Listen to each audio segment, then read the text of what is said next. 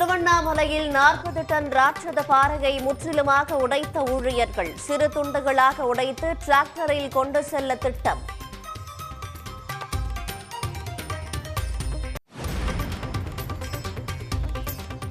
மும்பை தீவிரவாத தாக்குதலுக்கு மூளையாக செயல்பட்ட ராணாவை இந்தியாவுக்கு நாடு கடத்த அனுமதி.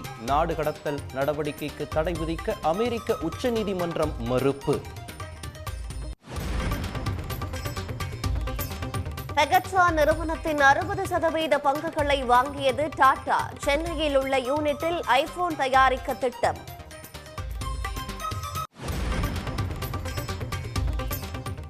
₹34,00,000 மதிப்பில் புதுப்பிக்கப்பட்ட மொழிப்போர் தியாகிகள் நடராசன் தாளமுத்து நினைவிடம் சென்னை மூலக்கொத்தளத்தில் முதலமைச்சர் மு.க.ஸ்டாலின் திறந்து வைத்தார்.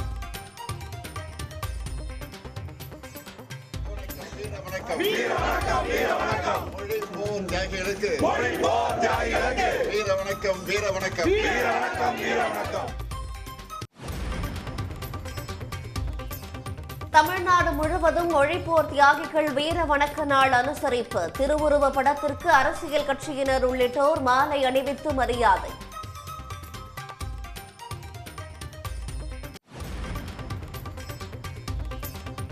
தேனியில் பேசும் சாமி சிலை என கூறி சினிமா பாணியில் நூதன மோசடி. ₹1 கோடி விற்பனை செய்ய முயன்ற 6 பேர் கைது.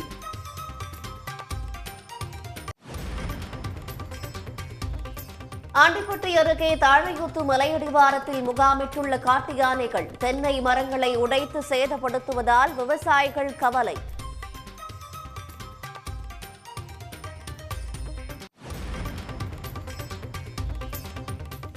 சிவகங்கை மாவட்டம் திருப்புவனம் பகுதியில் மீன்களை வேட்டையாட குவியும் பறவைகள்.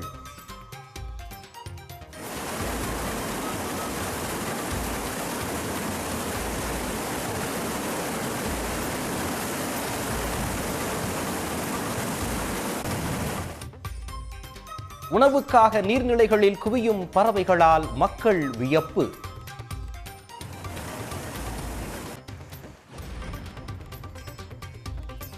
கொடைக்கானல் உதகையில் திடீரென மாறிய காலநிலை மாற்றம். வன தாவரங்கள் முற்றிலுமாக மாறுபடக்கூடிய சூழ்நிலை இருப்பதாக விவசாயிகள் கவலை.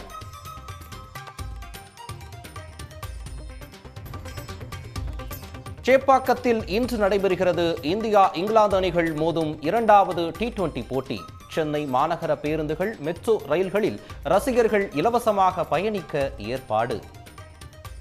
உடனுக்குடன் செய்திகளை தெரிந்து கொள்ள சன் நியூஸ் பெல் ஐகானை கிளிக் பண்ணுங்க.